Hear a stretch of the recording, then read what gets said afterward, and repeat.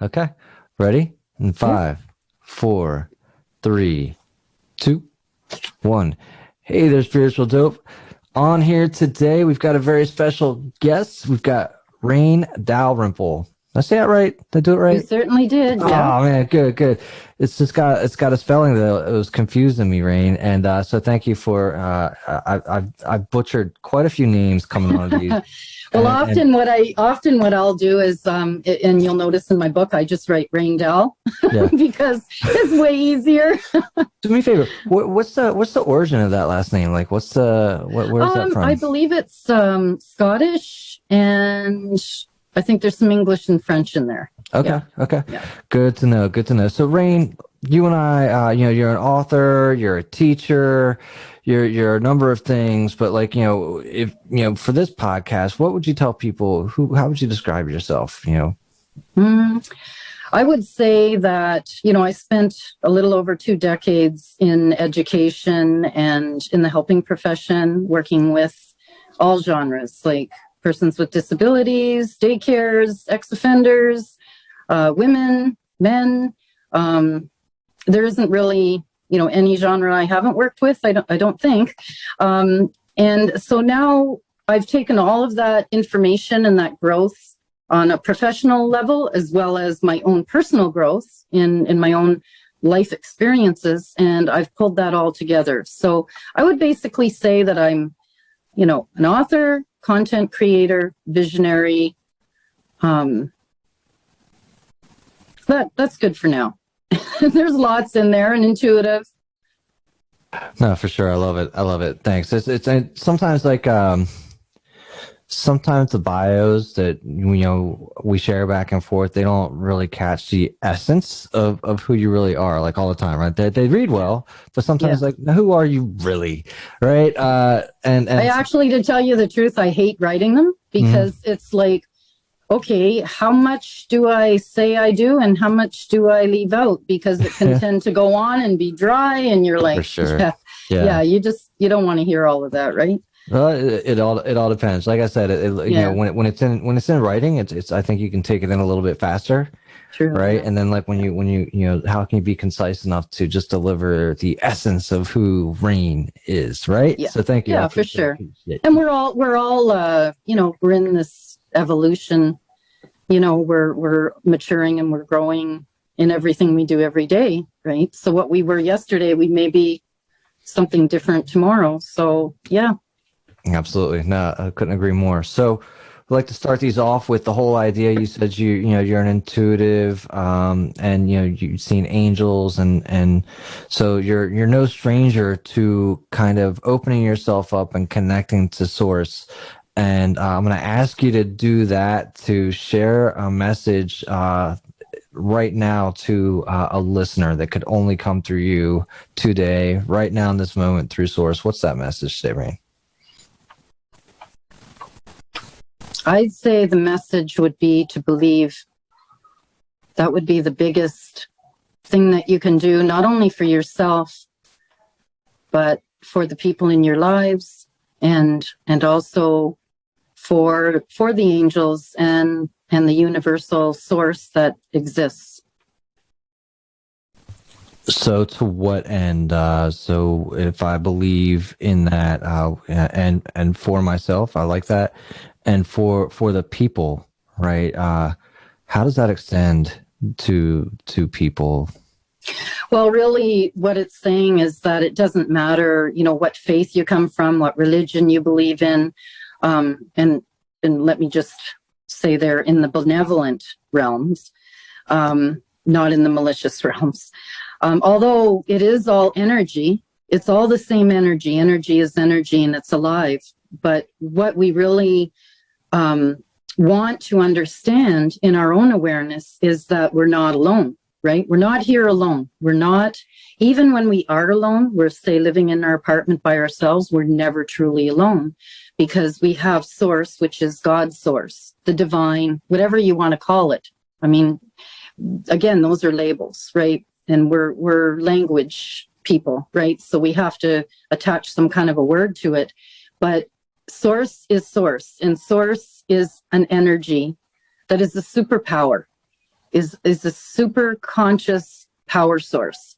And so when we tap into that, we come to understand and learn what the role of consciousness is and how it can function in our lives to help us to live a better quality life.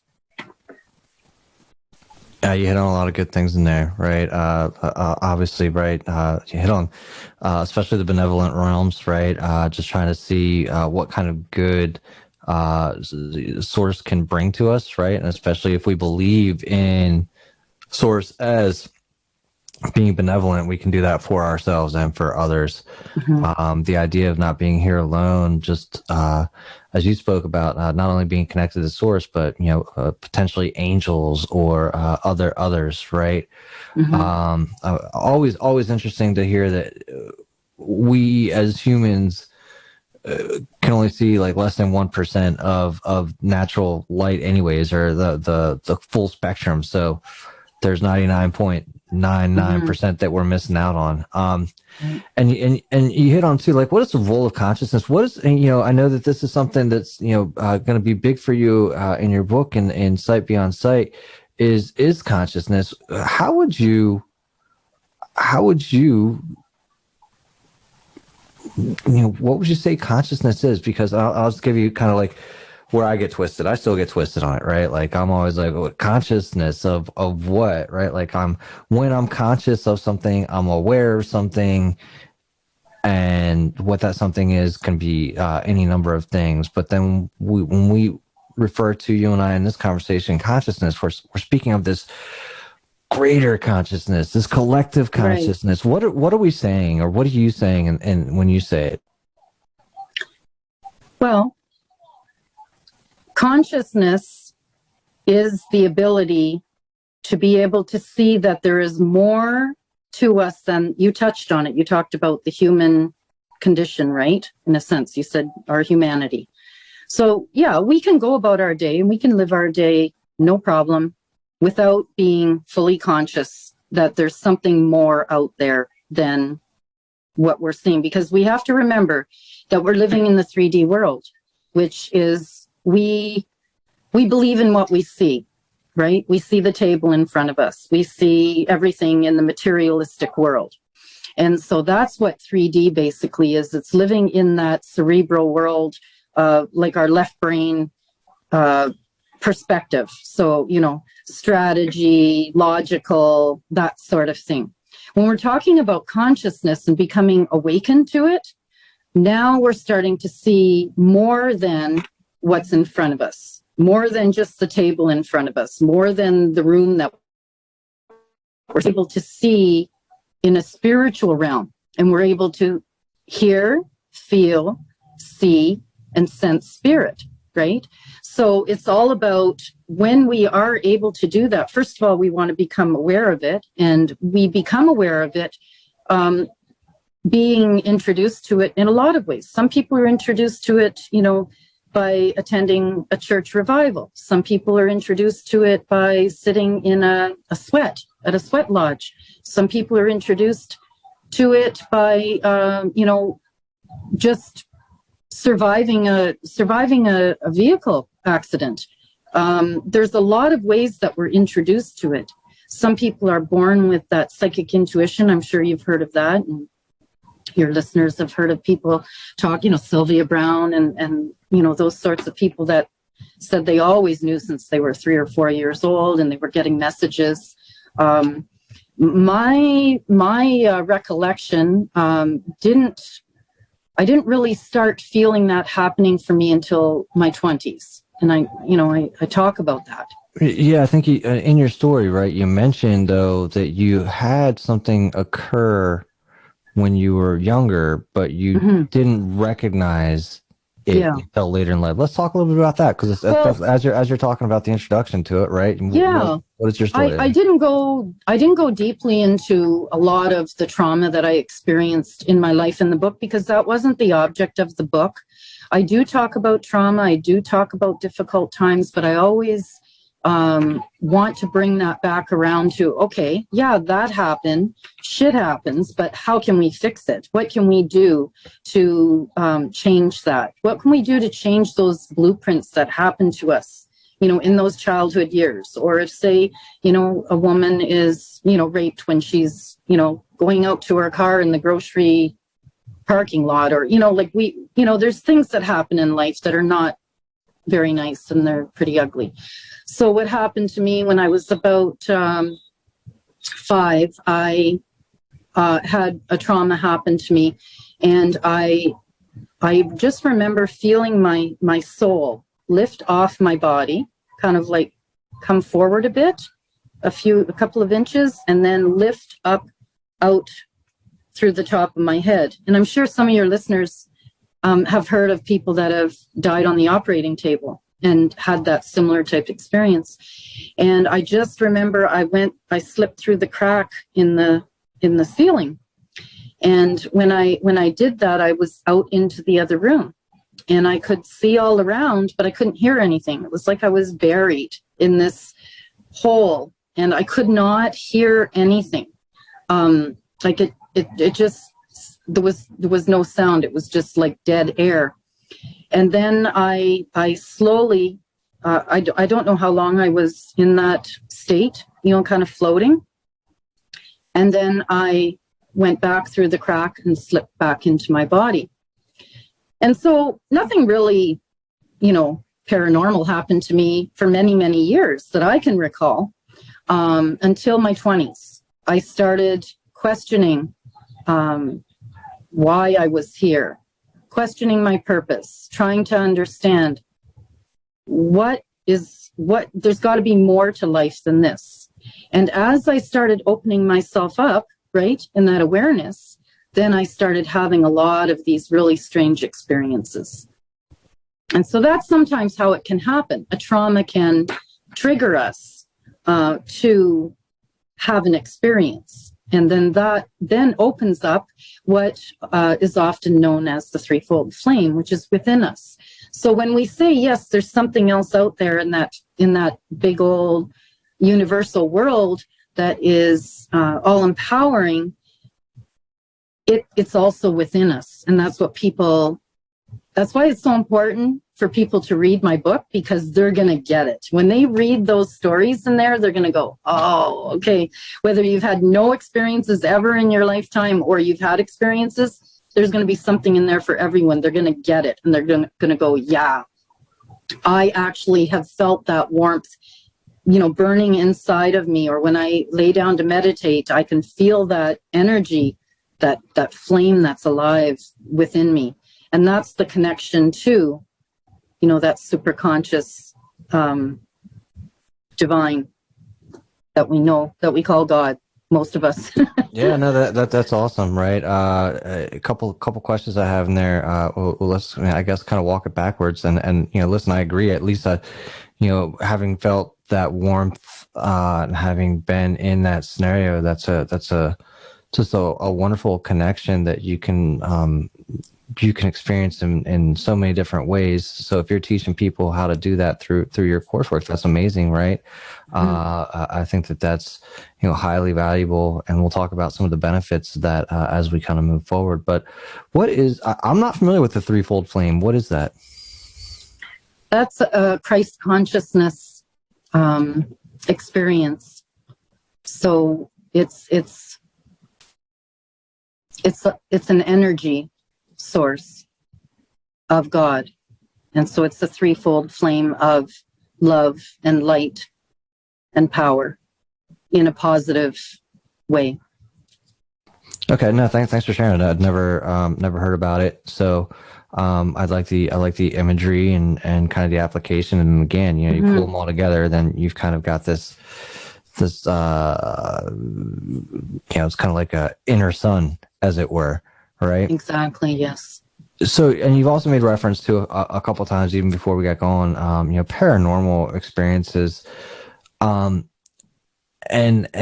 and it was funny because you said, you asked me if I'd had some paranormal conversations on here, and I guess I had never really put it into that light, right? And thought about it as paranormal. I'm just like, well, this is just one person's experience. That's another person's experience, and I'd never thrown the word paranormal at it. What would you consider paranormal? Just so I guess we can understand that a little bit better. Well, paranormal are experiences that we have that belie logic. So, for example, when I was pregnant with my daughter, I had gotten up in the middle of the night to use the washroom, and when I walked out of my the door frame of the bedroom, the bathroom was over to the left, and I saw something sitting on the top of the stairs to my right. And, you're half asleep. So, I kind of like looked. And when I did this double take, there on the top of my stairs sat an angel. And I could clearly see and feel that it was a male.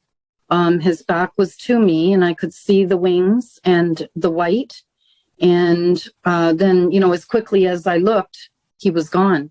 Right. So it was that definitely, because I was worrying, most mothers that are pregnant at some point in, those 9 months, they are often concerned. They want to have a healthy baby and, those sorts of things. And I just took that as a very positive sign that he was just letting me know everything was going to be okay. Right. So that gave me that sense of peace. And that is often, when angels come to us, that's their role, is to encourage us, to bring us that peace, to help us to not worry, to not, have anxiety, and to trust, right? To trust that everything will be okay. Well, I would like it if an angel or two would show up and bring me a little sense of peace and encourage. So, and it's funny, like, I guess I just don't consider that paranormal. I don't know if I ever did, or I just, again, to me, it's just, that's your experience, right? You're open to receiving that, right?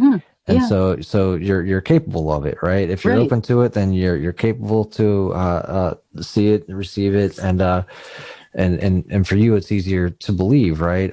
Especially as you have had, my guess is, more than one of these experiences.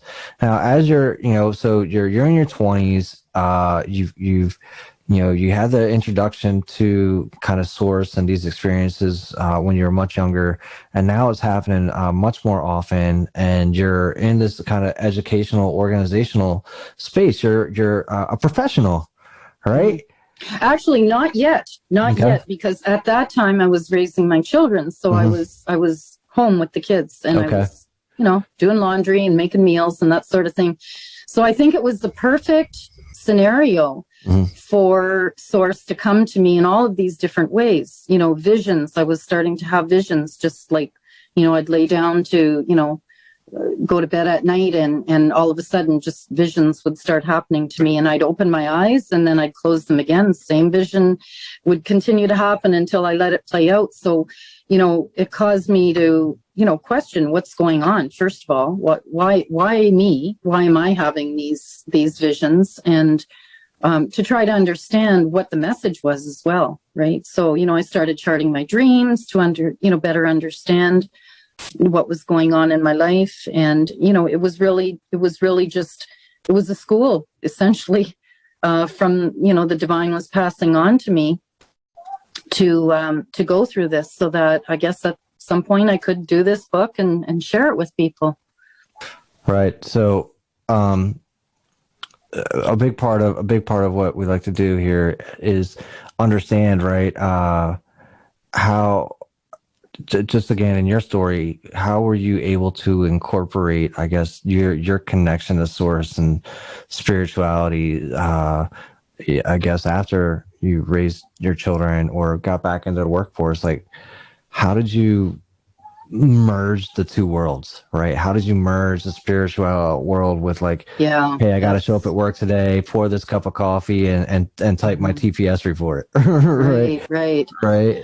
Well, what's interesting about all of that was That wasn't my goal plan in the beginning. It wasn't to teach in that way. I was brought into that world through opportunities and doors that opened for me. So again, that brings us to this place of gratitude, because we realize a lot of times things that we experience aren't our doing. They're from a higher power that is guiding us and directing us. Now, keep in mind, at any time you can say no to any of it, just like you yourself, Brandon, can say, I would really like to have an experience, like, give me something here. And when you ask, eventually you will start to have experiences. It might start small, where you say, you know what, if you really do exist up there, source, show me. I want to see feathers. I want to see feathers, and lots of them. And, there's a couple of feather stories, or one at least, that I shared in the book. And so, you might end up, waking up in the morning and you're making your bed, and all of a sudden all these feathers come flying out of your pillow, and you don't own a down feather pillow. So how in the heck did they get in there? So this is just kind of the fun way that sometimes they, show us these signs, because they really want us to believe. They really want us to know that they're there, and to also ask and to lean on them to help us. So, you can ask, right? I guess I kind of okay. So you were asking me, I get off track on these stories. That's okay. No, so I mean, but the biggest part, right, of a lot of this is, once you've had a spiritual experience, it's really hard as hell to get grounded again, right? And it's hard to go back. Right. It's hard to go back. It's hard to say, okay, guess I'll go to work today, right? I guess I'll, so how were you able to have that experience and continue to stay connected to source, and then integrate into what we'll just call the real world for now? Yeah, for sure. So, as you mentioned, we have this human body, but really we're a spiritual being, functioning in the human body.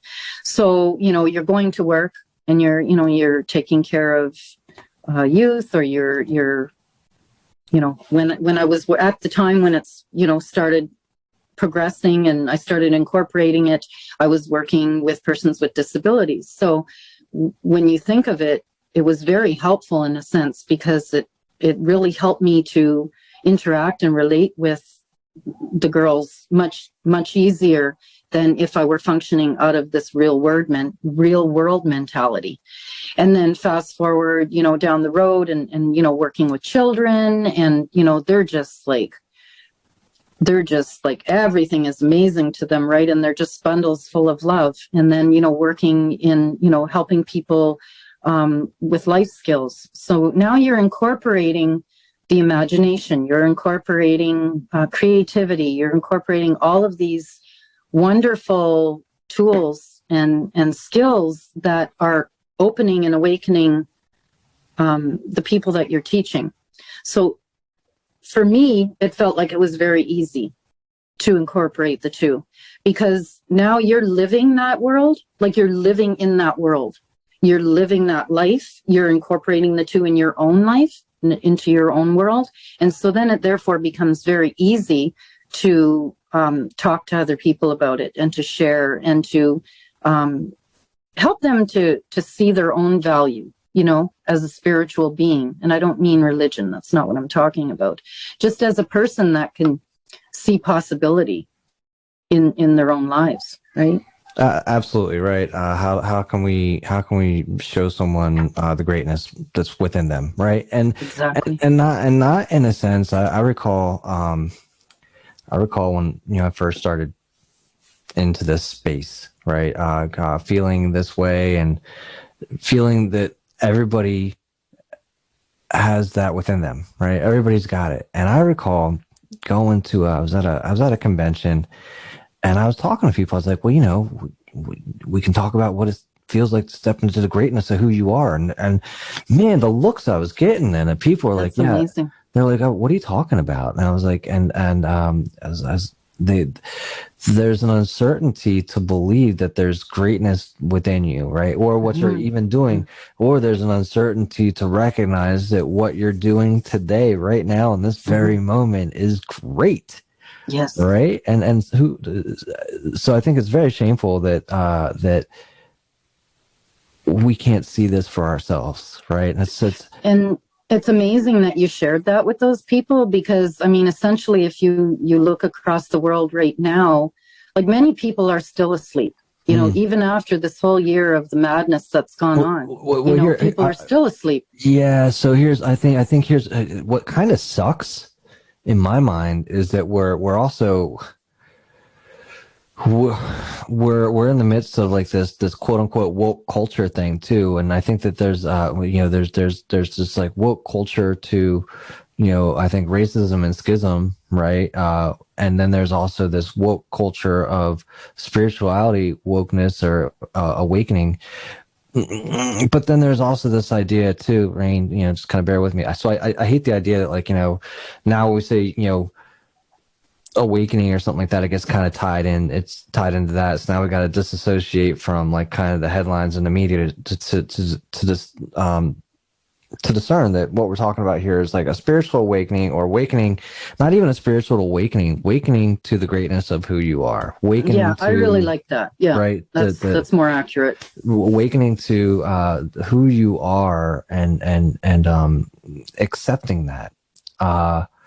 But again, so this is something that you are facilitating, which is awesome, right? This is something you're facilitating through your book and your courses. Let's talk a little bit about how you came to how you came up with the title of your book, and also why now, why you, those types of things, right? So how did you what made you decide that it was time to start writing? And well, it's kind of a funny story, because I actually started the book probably about 9 years ago. And it's probably, to be honest, it was probably more than that. So what happened was, back when, we first had computers, and they were like the dinosaur computers, I had been, typing it up on there, and I had given a copy to my guru, one of my mentors. And I said, here, like, it was like maybe a chapter there. And I said, can you give it a read and see what you think of it? And like, not too soon after that, my computer crashed and I lost everything. Right. So I thought, well, okay, no problem. Like, at first I was really upset. And then I thought, oh, that's right, I gave him a copy. I'll give him a call. Well, guess what? He lost it. And I was just like beside myself, because I thought, what am I going to do now? Like, how am I going to get those words back? So, I sat down and kind of tried to recall what I could. And then I had moved to a different province, and I had taken on working 2 jobs for quite a number of years. I did that off and on, working 2 and 3 jobs. And so I didn't have time to work on it. So I put it up on the shelf. And then when I did finally pull it out again, that would have probably been about 6 years ago, and just kind of jotted some things down. And then really seriously, 2 years ago, sat down in the winter and just did a whole pile of writing. Then picked it up just a little over a year ago. So, just before all of this madness started happening, I thought, you know what, I've got to get this done. Something was just pressing me. I've got to get this done. I've got it, whatever happens, I've got to get it done. So I too have found it very intriguing about the timing, because it's just so relevant to what's going on right now. And I think more than anything, you speak to, the reality piece and the spiritual piece. And really, the book is about bridging those two together, because we do need, just like both sides of our brain, we've got the logical side and we've got the creative side. We need the two to converge to function, in an optimum fashion, right? So, bringing those two elements together. And again, it's like you talk about, we are all unique, and each person, through these experiences, through the growth, through the transformation, through understanding what their limitations and their barriers and their blocks are, and the personal development growth that they go through is what is helping them to become a much better person, happier for themselves and within themselves, because a lot of stuff happens in life. We've got relationship stuff with family members and exes and, jobs, job loss and loss of grief and loss of people in our lives and pets that we've lost, and all of those things that happen that really pound on our soul self and really cause us to lose that fire inside of us and that hope and that faith. Like on the cover of my book, I say, hope where there is no way, make a way, right? And that's what I want people to learn, is that, it doesn't mean we're going to be successful at everything we try, but the fact that we're taking those steps forward and we're moving forward in that tenacity and determination and perseverance, those are the things that help us to create a much better person and a much happier person, because now we can say, I did this. I wanted to learn how to play squash, or I wanted to learn how to canoe, or I wanted to, get on a team and learn how to, and be involved in racing, kayak racing, whatever it is. I'm just throwing some examples out there. It works though, right? Because I think that, we leave ourselves for too long, and then we get back to ourselves and we're like, I would love to go do this, but nah, or I'd love to do this, but nah. We get lazy, or we say, all right, I'll give it a shot, and then when we find that we're able to accomplish that thing. For me, for example, it was going and doing a triathlon. Right. Mm-hmm. I was like, you know what? I'm gonna give it a shot. I'm just gonna, we're gonna go do a triathlon. And Raine, I was not an active guy. I was not, right? Yeah, exactly. I was not an active guy. So it took a little bit of training, a little bit of time. And I went and I did it. And I was like, wow, that, I felt pretty good. And I'll do another one. So I did a couple more, right? And so having that experience of this thing that I never thought I saw myself doing, and then just getting up and going and doing it. And it wasn't even hard per se, right? Like, I mean, right. I was wore out, don't get me wrong, but it wasn't hard. Yeah. It just took going and doing it, right? And working towards it. And I think that one of the things that's great is that if you work towards it without like this imminent pressure on yourself to succeed, just to go do it, right? Just to go do it is enough. Yeah. It can be being enough. Active in the present moment, right? So you made a decision in that present moment, instead of couch surfing for the night and watching another movie for the 7th night in a row. Hey, you're going to get up, you're going to get out there, and you're going to do it. Right? I binge my fair share of Netflix. I'm just like everybody else out there, right? I mean, but there are certain things that I'll get up and I'll go do just a little bit differently that give me a sense of purpose or a sense of contribution to the larger part of ourselves. Like you were talking about, like, we're our body and our spirit, and we need both. I think the one thing that gets the most neglect is our spiritual self, which I'm going to have to go ahead and assert is the larger part of our being. Well, and they're all interconnected. So you take your example. You said when you were done, it was a little bit of hard work, but it wasn't like so hard that you couldn't do it. And you actually felt really good after. You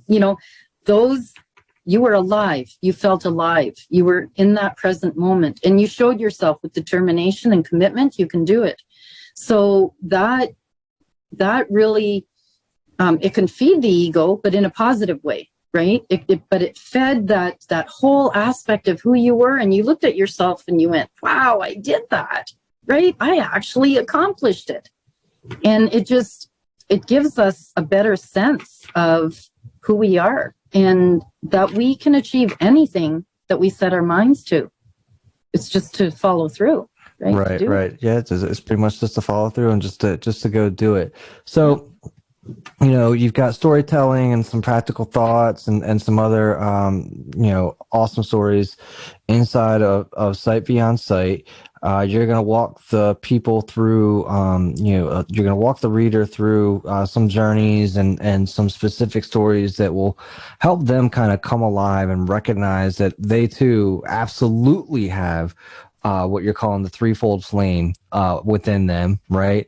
And then you can get the book, and then you also offer a couple different courses, right? You got a couple different programs, and if I'm not mistaken, is it the eight keys to The keys to consciousness? consciousness. Is that going to be the one that kind of directly relates to Sight Beyond Sight? To quite a number of the courses that are offered are all based on the 8 keys to consciousness, because really what we're talking about is everything that we're talking about is finding who we are, our own uniqueness. Core, for example, is chapter 6, I believe, 5 or 6. I think it's 5. It talks about, nutrition and health and well-being. I mean, even myself, like I have been so negligent with doing the exercise lately. The yoga isn't happening, nearly as often as it should. So I joined yesterday, actually, a mentor that's running a program for about 30 of us online.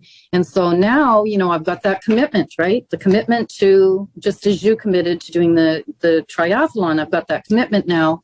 I'm committed, right? I've talked to him, I'm signed up, and now I'm committed. So, at the end of 2 weeks, I mean, I'm going to feel better about myself. I'm going to feel happy that I contributed that time to my physical well-being, and I can incorporate smoothies, and so we do, as people, we need that interaction.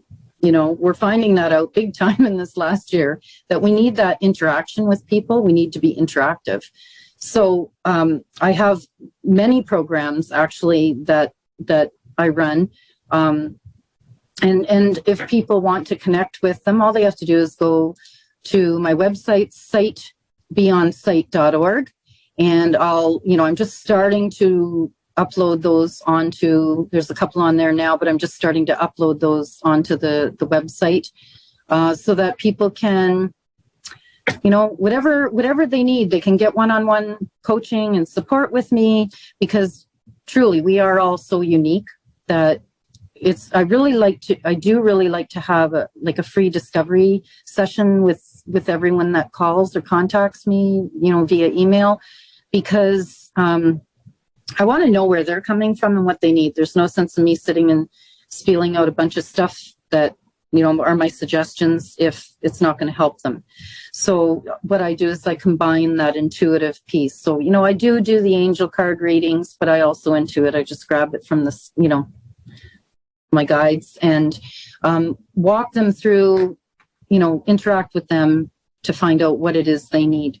Some people come to me wanting to understand, their past. They want to understand what they're going through now, and they also want to understand what can they do going into the future. So that's also, a piece of that intuition that happens. So it's just really a lot of coaching, support, supporting people in their own walk and in their journey. And, I also, I'll be doing artwork, creative art, in Zooms and, on lives and all that kind of stuff. I'm partnering with some other people so that we can kind of give people a variety of services. So it's really up to each individual. All they have to do is reach out to me, and then, we can take it from there. We can grow from that point. Well, that's awesome, right? So, I mean, you have a lot of different options available for someone. So, if so my pathway to you could look like this, where I pick up the book, right? I read the book, and I find that it strikes a chord with me, right? I say, Raine, she's got it nailed down. That this is me to a T. Gotten everything just right. And then I'm like, all right, well, I do want to know more, but I'm not quite ready to commit to a program or anything just yet. So I can come over to your site. And when I'm at your site, I can see over here you've got your 8 keys to consciousness, which you're telling me, it sounds like it's a kind of like a foundational course, right? All the stuff that Yeah. kind of we're talking about here. So Yeah, like when someone picks up the book and reads it, at the end of each chapter, there's a practical buoyancy section where there's 3 to-do tips. So it's kind of a nice way for them to segue into, taking action, running a salt bath and putting on some music. Just simple tips. Doing a collage. Grabbing some scrap paper, magazines around the house and creating a collage. People are welcome to do that on their own, right? Because these are just some practical tips that they can incorporate in their own personal growth, right? Share with me a little bit of why I might want to do, a collage, and how's that what are some of the benefits I'm gonna get from that? Well, let's just say, right now a person is not happy in what they're doing for work. They're not happy going to work every day. They're really actually quite miserable. They don't enjoy getting up in the morning. Or you have someone who, is laid off right now, and they really don't know what direction to go in. So we know we can go online, you can go and see an employment counselor, and you can do these tests that kind of point you in the right direction. Oh, maybe you should be going to school for carpentry for the next, number of years, or maybe you could do this, or maybe you could do that. But there's also this creative aspect that you can tap into. So you get out a great big piece of paper and you grab a bunch of magazines and you just start looking through them and you start cutting out pictures that speak to you. And then when you go to put your collage together, you're gluing pictures. Let's just say, I remember when I did mine many years ago, I started noticing I was cutting out a lot of fashion. Like a lot of women wearing like the big hats in Paris and the really nice fashions. And when I got done, I thought, wow, you know what? I guess it's time for me to clean out my wardrobe and get rid of some stuff and start incorporating some of these stylish new outfits into my closet, right? And that gave me a sense of confidence, of self-confidence. And I felt happy to get dressed up and, wear the big earrings. I don't know if you remember those days, the big earrings and, the blue eyeshadow and whatever it was. But, it made me feel good, right? And it helped me to see that we can create our image. We can change our image at any time. We can wear the suit and tie. We can wear the hippie pants. We can be whoever it is that we choose to be, and we can change that image, right? So it's all about growth. It's all about that internal growth, right? And when you look on this collage, you can see, wow, maybe someone who was interested in carpentry didn't realize they were, but here they were cutting out all kinds of decks that you could build for the summer, and these like extended rooms on people's houses, and they're like, wow, like I might like, doing something like that. Maybe I should look into, being an apprentice in carpentry, right? So it just opens our eyes. It opens our eyes to other possibilities. I like it, right? So it gives you the opportunity to kind of step away from the busyness of life, kind of just open yourself up to anything really. Like as long as you've got like a collection of magazines, you just kind of fan through it and pick out kind of whatever is stimulating you, right? Mm-hmm. And then you can kind of see down there. We can call it like divine guidance if we want, or just like we can call it like almost like a Ouija board, except for like what you're calling forth. It's just like, what's piquing my interest these days? Where should I be spending some more of my attention? And then you kind of see this picture unfold in front of you, and you could almost take a look at that as a divination tool, right? Exactly. Yeah. So it's interesting. And if you don't have a bunch of magazines around, you can, because we're also tech savvy, to a point, you can go online and you can just start pulling pictures, off, pixels, and that kind of gives you an indication as well. Right. Create a collage on your computer, right? No, So for there's a lot sure. of different ways we can do it. Yeah. I love that. So there's a couple nice examples where somebody could actually just kind of go out there and do that today if they wanted to. So I Exactly. love Yeah. being able to share that. Another one that you've got, another one of your courses here is the business savvy empath. Talk to us a little bit about that, because I think that that's a place where a lot of people are in business, right? But not everyone in business is has empathy, and or vice versa. The empath may be like, well, I don't want to be in a business setting because they're gonna harsh my mellow. Right. Right. Right. Well, the business savvy empath is just about how can I hack my imagination and my spiritual connection to better understand how I can run my business in a productive way. It's not only a logical, but it's a creative. Again, those two facets coming together to help a person understand. Back in the day, they talked about when you're climbing the corporate ladder, and there's a lot of mean stuff that goes on when that sort of things happens. You're stepping on people's toes and that sort of thing. And when we tap into, and when we're shown how to tap into our own unique nature of consciousness, we realize there's room for everybody. There's room for everybody to be successful, whether it's in a corporate company or whether we're running our own business. And it may get to a point where you are in the corporate world, which many people have been, and they've left that corporate world to branch off and run their own business. And so it's just really tools and techniques of a spiritual nature as well as a logical nature that we look at on how can we tap into what can best guide us to being successful, in our genre of what we're doing. Do we have blocks there? Do we have money blocks? Do we have a fear of success, right? Versus the fear of failure. So all of those things play into that, right?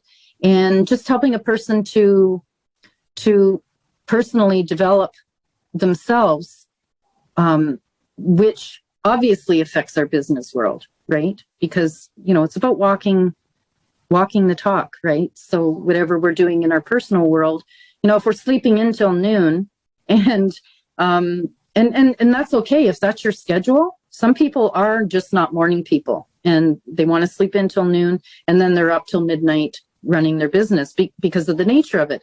So it's also coming to understand, what is my schedule? What is conducive for me? So that's just a practical way of looking at it, right? And just also saying, okay, well, if I want to get up at 6 or 7 a.m. and beat the mad rush, and I want to get out and knock on business doors, then I have to get up. I have to get up at 7. So it's just a lot of, basically that course is converging the two together to help it work for you.